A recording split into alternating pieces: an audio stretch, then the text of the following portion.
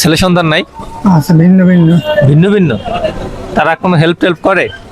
করে না, না? আসসালামু আলাইকুম। ওয়ালাইকুম সালাম।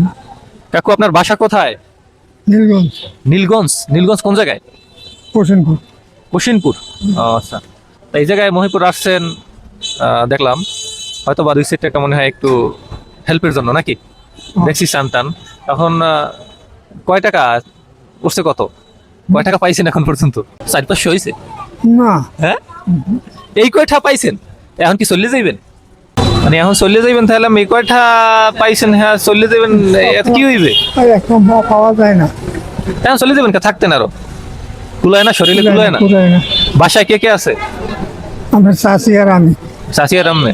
ছেলে সন্তান নাই? আছে ভিন্ন ভিন্ন। ভিন্ন ভিন্ন। তারা কোনো হেল্প টেল্প করে? করে না, না? আল্লাহ, যাও আল্লাহ ভরসা। এখন এই কয়টা পাইছেন, চলে যাইবেন, তাহলে এর দিয়ে তো কিছুই না। মানে সৎখানেটা হয় কি না, তো সন্দেহ আছে। হ্যাঁ, এখন এই যে রমজান তো প্রায় অর্ধেক হয়ে গেছে, রমজানের কিছু ইফতার সামগ্রী একটা কিনতে পারছেন? কিনতে পারেন না?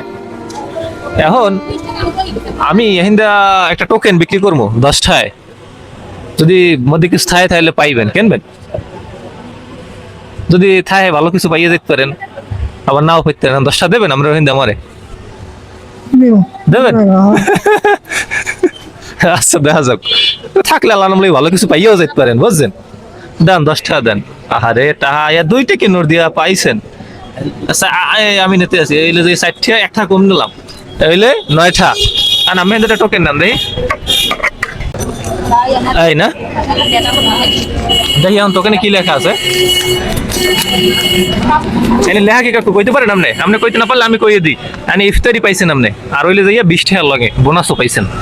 হ্যাঁ, তাহলে কি হইলে 10টায় একটা কিনে 20 টাকা পাইলেন, এইবার আবার ইফতারির একটা সামগ্রী পাই গেলেন, খুশি? হ্যাঁ, খুশি না? আচ্ছা, এই আপনার গিফট লাগবে। এই হইলে আপনার সিরা মুড়ি, তারপর হচ্ছে কিছু ভুসি টুসি এগুলো আছে। হ্যাঁ, আর হইলে যে আপনি যে 20 টাকা আবার দিচ্ছেন, এটা আপনার দেওয়া লাগে না? টোকেনে 20 টাকা লেখা আসলে। এই হইলে 20 টাকা নেন। এই তাহলে এখন চলে যান। আর যাইতে নীলগঞ্জ যাইতে ও তো ভাড়া ঠাই পান না, গাইতে যাওয়া লাগবে না, 100 টাকা এটা দিয়ে ভাড়া দিয়ে যাইবেন।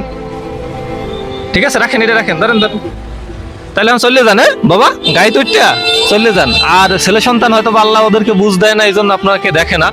কষ্ট নিয়েন না, সবকিছু রিজিকের মালিক আল্লাহ। আমি যতটুকু পারলাম একটু আপনাকে হেল্প করলাম, যাতে করে আপনার হয়তো একটু ভালো থাকতে পারবেন, নাকি? ঠিক আছে, ভালো থাকবেন। আচ্ছা, আল্লাহ হাফেজ।